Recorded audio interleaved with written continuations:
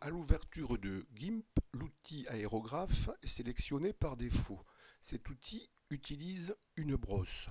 Mais il y a d'autres outils qui utilisent également cette brosse. Le crayon par exemple, le pinceau, la gomme, l'outil de clonage, l'outil correcteur, l'outil d'éclaircissement et d'assombrissement, l'outil de barbouillage, l'outil flou netteté.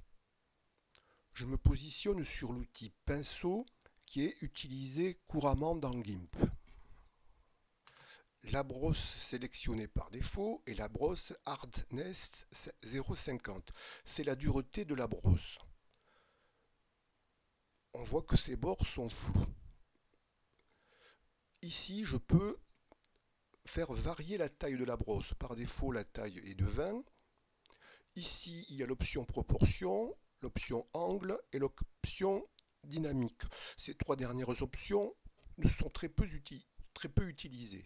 Donc, si je clique ici, voilà, j'ai augmenté la taille de la brosse. Si je clique ici, je vais la diminuer.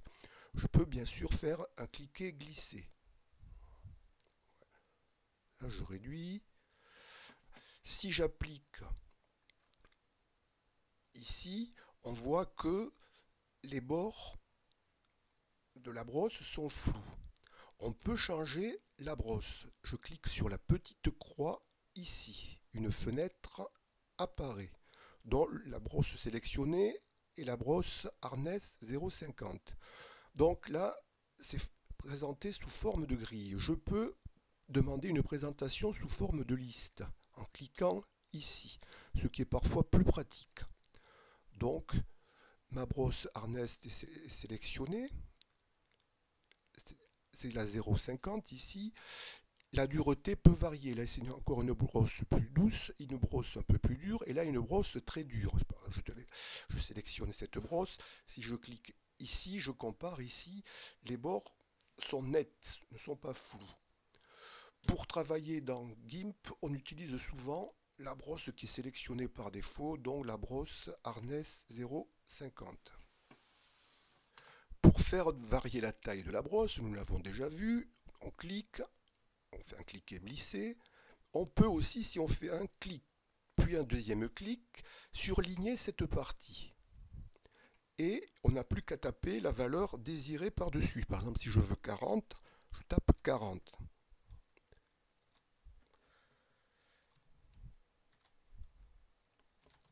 Puis, j'appuie sur la touche entrée de mon clavier pour valider. Donc, j'ai une brosse de 40. On peut également, dans certains cas, jouer sur l'opacité.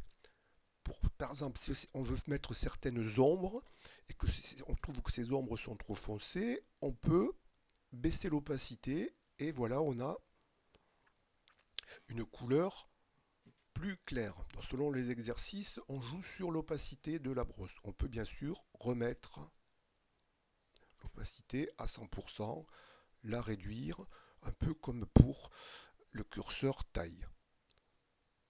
Donc l'outil pinceau est utilisé soit pour placer des ombres, soit pour peindre sur un masque de calque. Voilà les principales options des outils utilisant les brosses.